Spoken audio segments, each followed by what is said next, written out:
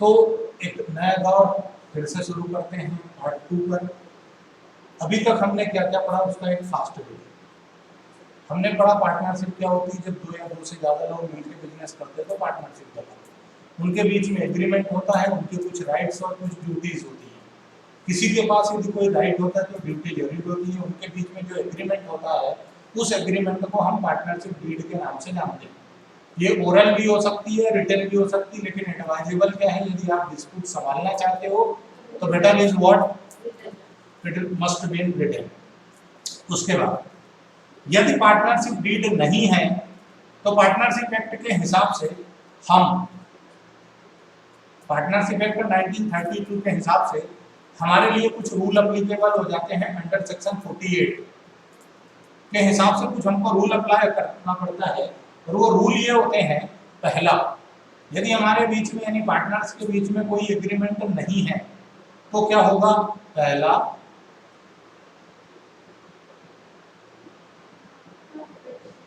Profit sharing equal होगी, profit sharing equal होगी। Interest on partner loan 6% per annum. No क्या, interest on drawing, interest on capital, salary, bonus, commission. चौथा, partner का admission, नए partner का admission तभी होगा जब हर तरफ से ओके होगा। रिश्ता मंजूर तभी होगा जब घर वाले रेडी होंगे। ठीक है, आगे बढ़ते हैं। एक एग्जांपल देख लो। Ram and Shyam are partners in a firm, they do not have any partnership deed. क्या लिखा उन्होंने, कोई पार्टनरशिप डीड नहीं। What should be done in the following cases? Ram is more devoted to work and manages most of the work of the firm. He claims that he should get a salary of 12,000 per month for his extra time spent. मिलेगा क्या? नहीं। तो यहाँ पर answer क्या जाएगा कि राम का क्लेम वाइबल नहीं है, वैलिड नहीं है। क्यों? क्योंकि पार्टनरशिप डीड एब्सेंट होती है। तो पांचों रूल लिख देना और फिर इनके आंसर देना। ठीक है, अगला, Shyam has provided capital of 2 lakh whereas Ram provided 50,000 only. Shyam demands interest on capital at the rate 10%. Agreement नहीं है तो कैपिटल मिलेगा क्या? नहीं मिलेगा। इंटरेस्ट ऑन कैपिटल अलाउ नहीं होगा, यानी श्याम का भी जो पॉइंट है वो वैलिड नहीं है, बल्कि नो आंसर है। Next one is Ram wants to introduce his nephew David into his business but Shyam objects. Admission हो पाएगा क्या? क्यों? क्योंकि रिश्ता पक्का करने के लिए सबकी हाँ होना चाहिए। बराबर है। Shyam claims that he should gate interest on loan at the rate 12% per annum on the loan of 40,000। Shyam बोलता है कि मैंने 40,000 का लोन तुमको दिया है, मेरे को 12% से ब्याज दो। देंगे क्या? नहीं। कितना देंगे? 6%, है ना। तुमको 12 का चाहिए ना, तो तुम क्या करो, एग्रीमेंट कर लो। पहले तो पार्टनरशिप डीड बना लो, 12 नहीं तो 24% ले लेना। हमारा क्या है ना। अब आंसर चेक कर लेते हैं। No salary, no interest, no 6% per annum. Done. Next, थोड़ी सी practice. A and B are partners in a firm sharing profit and losses in the ratio of 3:2 respectively. They had advanced to the firm a sum of rupees 30,000 as a loan in their profit sharing ratio on 1st July 1998. ठीक है, जब भी इनका partnership हो 3:2 का इनका ratio है। इन्होंने क्या बोला कि जो भी प्रॉफिट होगा वो 3:2 में बांट लेंगे। बराबर, यानी 5 का प्रॉफिट होता है तो 3 रुपए ए के और 2 रुपए बी के। इन्होंने 30,000 का लोन दिया है, वो भी रेशो में दिया है, मतलब 18,000 18,000 ए का और 12,000 बी का, ऐसा कुछ है क्या? हाँ, यस, इट इज करेक्ट। 18,000 रुपए का लोन किसने दिया? ए ने, और 12,000 का बी ने दिया। कैसे बताएंगे आगे।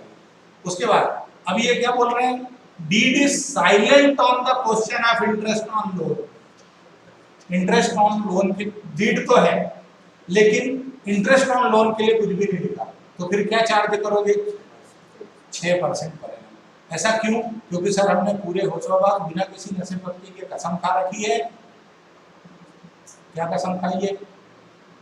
कि यदि पार्टनरशिप डीड साइलेंट है या नो है तो फिर interest on partner loan 6%, profit sharing equally, profit जो होगा वही लॉस का भी होगा।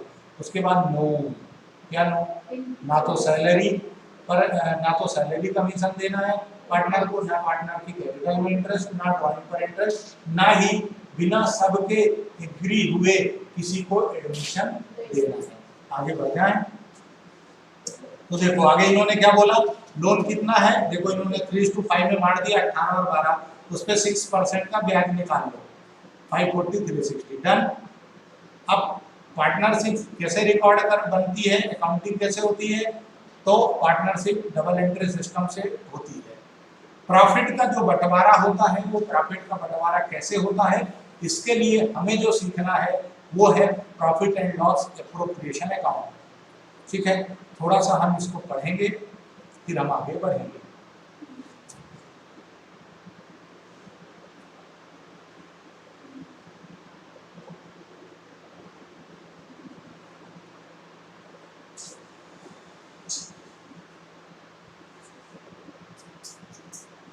शुरू करें।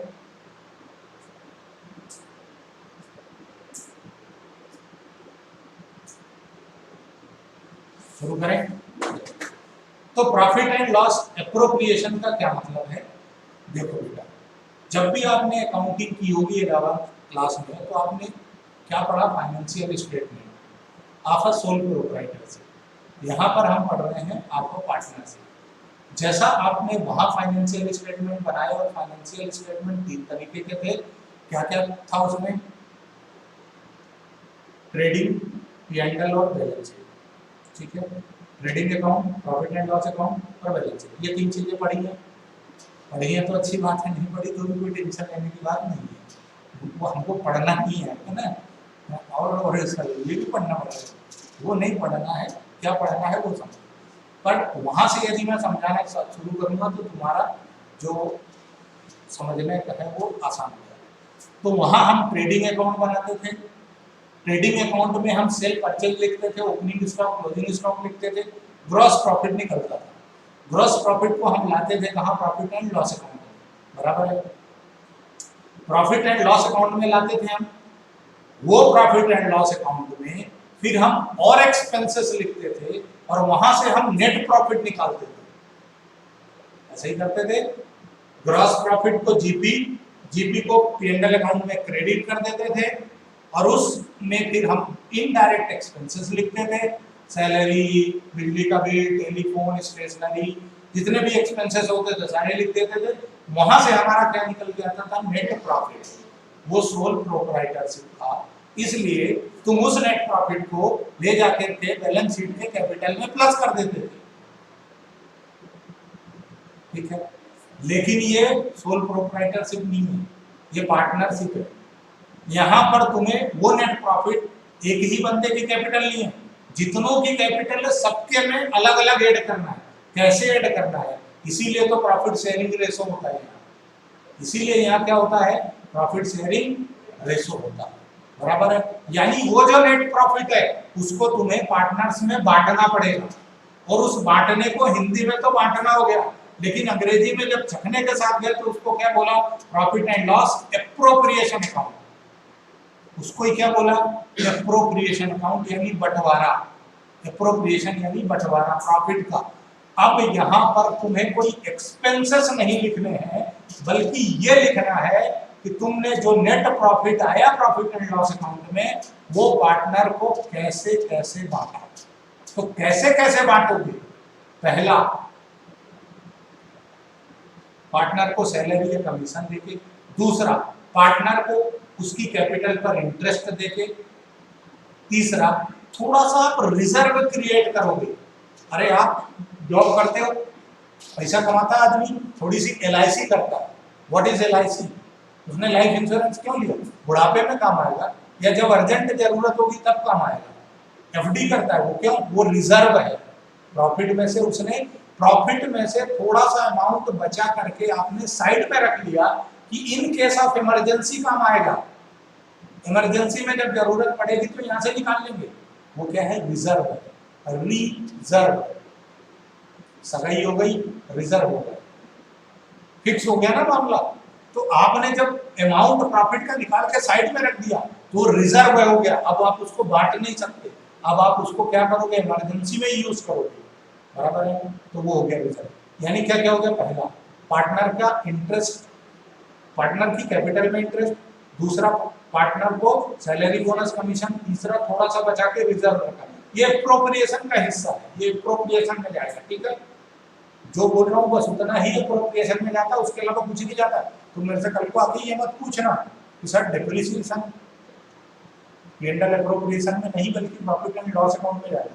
Sir interest on partner loan profit and loss में जाएगा, वो बंटवारा नहीं है। क्यों?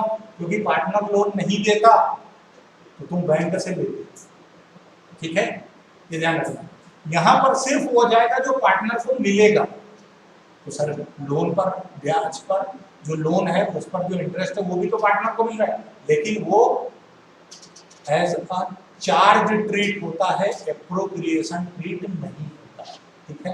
हम जितनी भी चीजें प्रॉफिट एंड लॉस अकाउंट में लिखेंगे हम उसको बोलेंगे चार्ज अगेंस्ट प्रॉफिट, और जो हम पार्टनर को बांटेंगे उसको बोलेंगे हम एप्रोप्रिएशन, ठीक है?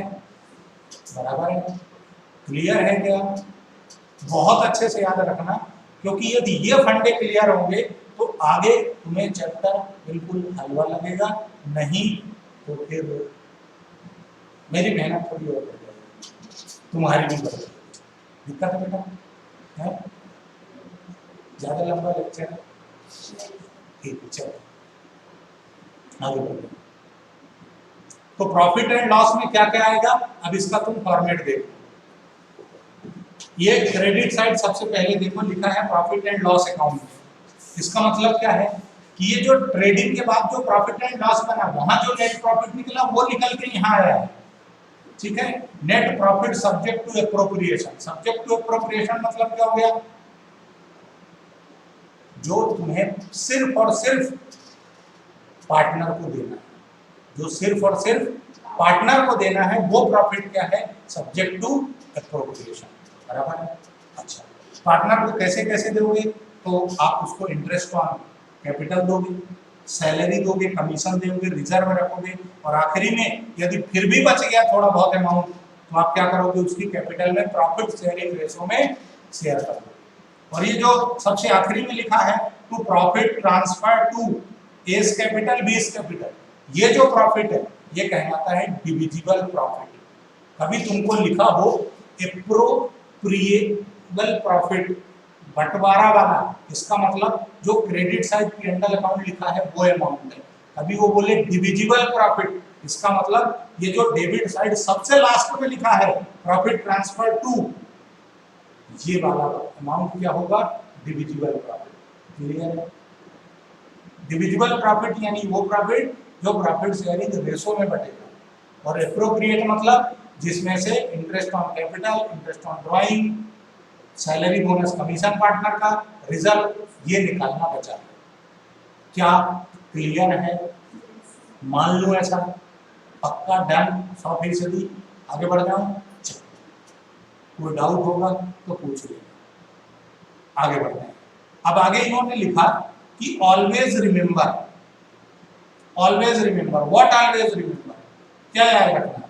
Any amount payable to a partner such as interest on capital, salary, commission etcetera is appropriation out of profit and not a charge against profit. मैंने भी थोड़ी देर पहले बोला था, आप जो भी प्रॉफिट एंड लॉस अकाउंट में लिखोगे वो उसका नाम क्या होगा? Charge against profit. और जो आप P&L एप्रोप्रिएशन में लिखोगे वो मिलेगा पार्टनर, ठीक है? बराबर? पंखा चलता तो नींद भी आती है ना कपाल सर गर्मी में। आगे कुछ it means they are payable to the partner only when there are profits available for distribution। यानी सैलरी बोनस कमीशन कब मिलेगा? जब फर्म को प्रॉफिट होगा तब। लॉसेस है तो ये होगा क्या, नहीं होगा, डायरेक्ट लॉस बढ़ जाएगा पार्टनर के शेयरिंग रेशो में। फीचर्स ज़्यादा कुछ पढ़ने की जरूरत नहीं है बेटा, बस इतना ध्यान रखना कि ये जो तुम्हारा फॉर्मेट है इसके अलावा profit and loss appropriation account में कुछ भी नहीं आता है। P&L एप्रोप्रिएशन में इसके अलावा कुछ भी नहीं आता है। पूरे होशो आवाज और बिना किसी नशे पत्ती के कसम खा के रखना है। ये बस ये फाइनल है। क्रेडिट साइड सिर्फ 2 चीजें आती हैं, डेबिट साइड 3-4 चीजें आती हैं, इसके अलावा इसमें कुछ भी नहीं आता। ठीक है, देखो इन्होंने क्या लिखा कि जो नेट प्रॉफिट हमको P&L अकाउंट में निकलेगा उसमें से हमें क्या माइनस करना है, interest on partner loan, rent paid to partner, manager commission, ये माइनस कर देना। इसके बाद जो बचेगा वो बाहर लिखना है। ठीक है, क्लियर है? स्क्रीन शॉट ले लेना, चाहे तो नोट कर लेना, जो तुम्हारी इच्छा होगी वो कर लेना। हालांकि लिखा सबके बुक में मिलता है। अब थोड़ा सा हम पढ़ लेते हैं difference between charge against profit और एप्रोप्रिएशन ऑफ प्रॉफिट के बीच। तो P&L account profit and loss account मतलब चार्ज अगेंस्ट प्रॉफिट है, और प्रॉफिट एंड लॉस एप्रोप्रिएशन तो एप्रोप्रिएशन। ठीक है, होगा डिफरेंस बुक में दिया, चार्ज अगेंस्ट और एप्रोप्रिएशन के नाम से डिफरेंस बुक में दिया होगा, गारंटी है। ठीक, आगे बढ़ते हैं।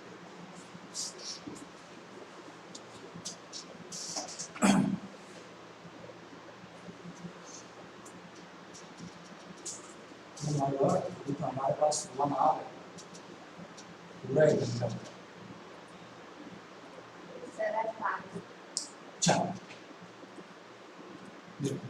तो प्रॉफिट एंड लॉस और चार्ज अगेंस्ट एप्रोप्रिएशन और चार्ज में क्या डिफरेंस है ये समझते हैं।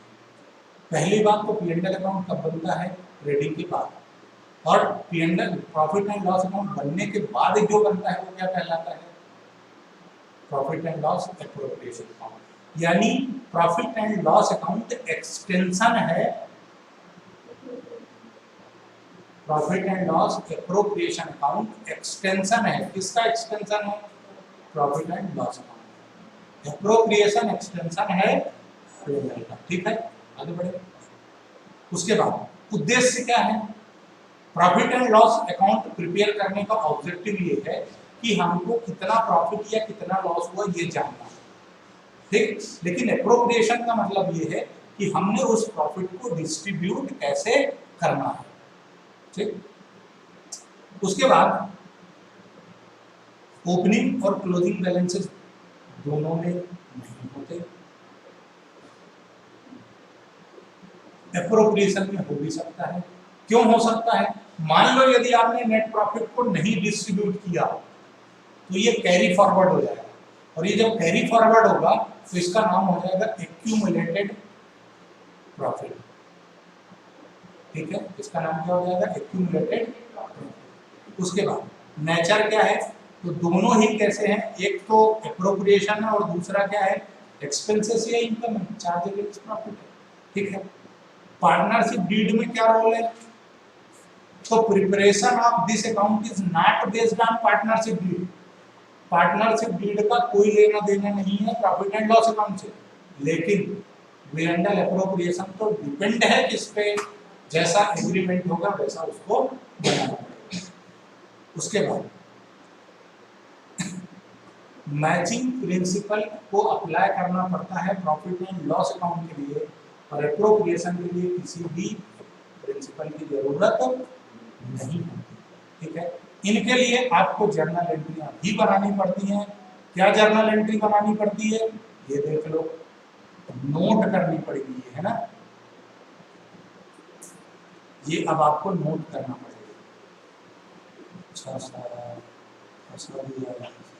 तो नोट करो, लिखो, हाँ लिखना पड़ेगा, लिखो journal entries relating to profit and loss.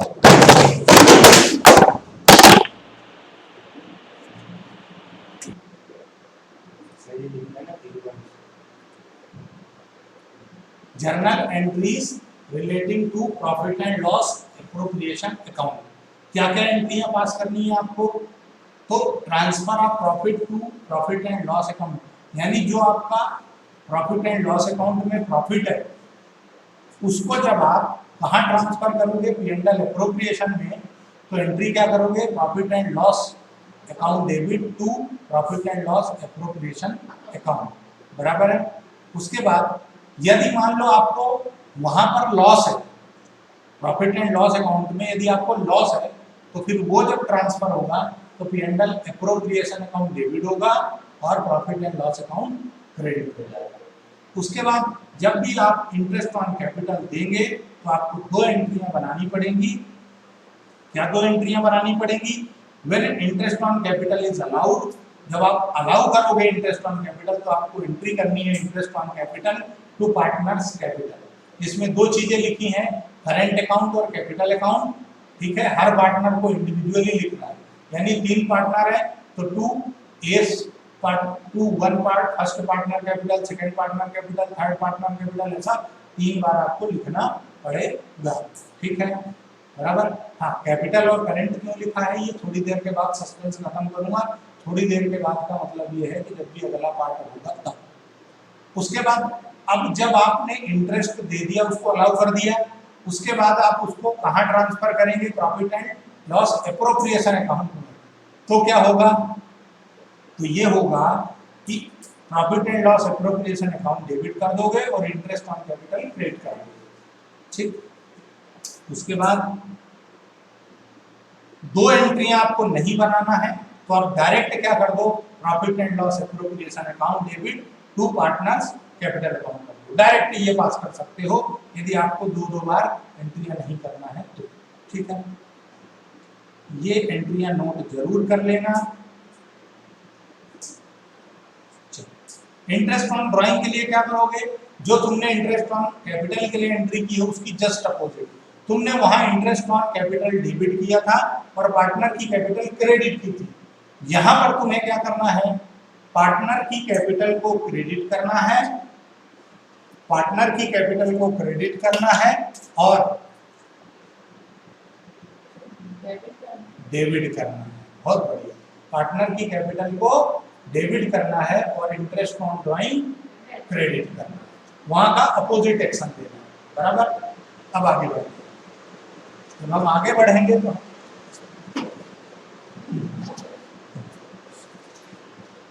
उसके बाद अगली एंट्री होगी interest on drawing to P&L appropriation. यहाँ पर भी सेम सिचुएशन है, आप चाहे तो एक सिंगल एंट्री बना दो। सिंगल एंट्री क्या बनेगी कि partner capital account debit to profit and loss appropriation account, यहाँ पे लिखी हुई नहीं है शायद, आप ऐसा कर सकते हो। चाहो तो आप ये दोनों एंट्रियां ना करके क्या कर सकते हो, आप चाहो तो ये और ये दोनों एंट्रियां ना करके क्या कर सकते हो, partner capital account debit to profit and loss appropriation account direct ये एंट्री बना सकते हो, ठीक है, बराबर। अब थोड़ा सुकून है ना, है ना, और ये चलने का सैलरी कमीशन दोगे पार्टनर को तो एंट्री क्या करोगे, वही एंट्री करोगे जो तुमने इंटरेस्ट ऑन ड्राइंग के लिए किया है। ड्राइंग की जगह तुम क्या लिखोगे, यहाँ पर सैलरी है, एंट्री क्या बनी, partner salary commission to partners capital और P&L एप्रोप्रिएशन टू, यानी कि जो तुमने interest on partner capital entry pass की, मैं ड्राइंग बोल गया था सर, देखो तुमने जब फॉर्मेट देखा था ना बेटा, तो डेबिट में थी, इंटरेस्ट ऑन कैपिटल डेबिट में था, सैलरी बोनस कमीशन सब डेबिट साइड था, तो उसके लिए एक जैसी एंट्री होंगी, बस उनके नाम चेंज होंगे, बराबर है। आगे बढ़ो, यदि रिजर्व बनाओगे तो P&L appropriation to reserve account entry करोगे और जो बैलेंस एप्रोप्रिएशन का कैपिटल में ट्रांसफर करोगे उसके लिए एंट्री क्या हो जाएगी, P&L appropriation to partner capital account, ठीक है। आप कहते हो ठीक है, अब कुछ अनसॉल्व क्वेश्चन करने पड़ेंगे ना, तुम्हारे दिए हुए 15 मिनट है मेरे पास, तो क्या कहते हो, कर लें? तो कुछ क्वेश्चंस देख लेते हैं, उसके बाद हम अपनी कहानी और कथा को विराम देते हैं। एक क्वेश्चन देखो, पार्टनरशिप डीड से रिलेटेड है। क्या कहता है सावन? सावन कहता है कि राजीव और Siddharth are partner in a firm, state whether the claim is valid if the partnership agreement is silent in the following matters. Partnership deed silent है पहला। Siddharth wants interest on loan at the rate 10% per annum, मिलेगा? नहीं मिलेगा। कितना मिलेगा? 6% per annum मिलेगा। बहुत बढ़िया बना रहा हूँ। अगला ये है, Rajiv claims that he should get a salary of 5000। नहीं देंगे, मना कर दिया भाई, सैलरी चाहिए तो पार्टनरशिप डीड बना। आप तो बात मत करो, टाइम खराब। Rajiv wants to introduce his son Rahul. Pappu को एडमिशन तब तक एडमिशन नहीं होगा। Siddharth claims that interest on capital at the rate 12% per annum चाहिए तो क्या करो? एग्रीमेंट बनाते हैं। बहुत अभी तक मतलब अच्छा पढ़ा। Next, in the absence of partnership deed what are the rules relating to salary? अब ये तो मालूम है। M and N are partners in a firm. M has given a loan of 8,000 to firm on 1st July 1997. The partnership deed is silent upon the question of provision of interest on partner loan. Silent है तो कितना देंगे? 6% per annum. इस question में कितने month के लिए calculation होगा? देखो, 1 अप्रैल से शुरू हुआ और 31 मार्च को खत्म हुआ, यानी कि कब लोन दिया? 1 जुलाई। तो पूरा जुलाई, जून, अगस्त, है ना? मतलब ऐसा लगना चाहिए ना, फिजिकली मेंटली दोनों बैठे हुए 9 मंथ का इंटरेस्ट देंगे। बराबर है? कितना? जुलाई, अगस्त, सितंबर, अक्टूबर, नवंबर, दिसंबर, जनवरी, फरवरी, ठीक है ना? 9 महीने का देंगे। कैसे निकालोगे? 8,000 इंटू 6% डिवाइडेड बाय 100, क्योंकि परसेंटेज है तो 100 नीचे जाएगा, इंटू 9/12। बराबर? कितना आएगा? 360 नीचे करा हुआ है। बराबर है? Harshad and Dhiman are partners in a firm since 1 April 2016। No partnership agreement was made. Partnership deed नहीं है। अभी क्या? They contributed 4 lakh and 1 lakh respectively. In addition, Harshad ने 1 लाख का लोन दिया। कब दिया? 1 अक्टूबर 2016। Due to long illness, Harshad could not participate in business activities from 1st August to 30th September 16. The profit for the year ended amounted to 1,80,000. Dispute has arisen. सीधी सी बात है। पहला क्या है? हर्षद क्लेम, बीमार कौन था? हर्षद बीमार था और क्लेम भी कर रहा है। He should be given interest at the rate 10% per annum on capital and loan. देंगे क्या? नहीं। कैपिटल पे तो कुछ भी नहीं देंगे, बाबा जी का ठुल्लू। लेकिन लोन पर क्या करोगे तुम? 6% पर annum। यानी लोन पर कितना इंटरेस्ट दोगे बेटा? 1 लाख का लोन है। कब दिया? 1 अक्टूबर को। 31 मार्च को एंड हुआ, यानी 6 मंथ। अक्टूबर, नवंबर, दिसंबर, जनवरी, फरवरी, मार्च, 6 मंथ का 1 लाख पे निकालोगे। या चाहे तो जब भी 6 महीने का निकालना हो ना बेटा, तो जो रेट है उसको हाफ कर दो। जो रेट है उसको क्या करो? आधा कर दो। तो 6 की जगह क्या हो गया? 3। तो 1 लाख का 3% यानी 3,000 का आप इंटरेस्ट ऑन लोन हर्षद को दे दोगे। ले दादा ले जाए यार, माफ करो मेरा। आगे बढ़े, चलो। Profit should be distributed in proportion of capital. No, equal बटेगा। प्रॉफिट इक्वल बटेगा। कैसे बटेगा? 180 में से 3000 माइनस करो, 1 कितना बचा? 177 डिवाइडेड बाय 2 से क्यों? क्योंकि पार्टनर ही 2। 3 पार्टनर होता तो डिवाइडेड बाय 3, 4 होता तो डिवाइडेड बाय 4। इक्वल का मतलब है जितने पार्टनर है उससे डिवाइड करो। बराबर? नेक्स्ट, बहुत ही बढ़िया। धीमन क्लेम्स, मतलब पहले बाबू मत, भाई सही बोल रहा है। प्रॉफिट इक्वल बांटेंगे। He should be allowed 2000 per month remuneration. यहाँ गलती कर दी बंदे, नहीं देंगे दादा, नो। उसके बाद interest on capital loan 6%, capital पे नहीं देंगे, लोन पे 6% देंगे। ठीक है, आगे चले तो महेश और रमेश, दिनेश, मुकेश, सुरेश, ये सारे मिलके पार्टनरशिप में आ गए। डिस्कस करने का कोई मतलब नहीं, तुमसे सब समझ में आ गया, तुम्हें समझ गया सीता। हाँ, अब हमें क्वेश्चन नंबर 7 से करना है काम, लेकिन इसको पढ़ने से पहले हमें अभी कुछ चीजें सीखना है, जो हम कब सीखेंगे, कल सीखेंगे। प्यारे प्यारे बच्चों, आज की कथा यहाँ समाप्त होती है। बोलो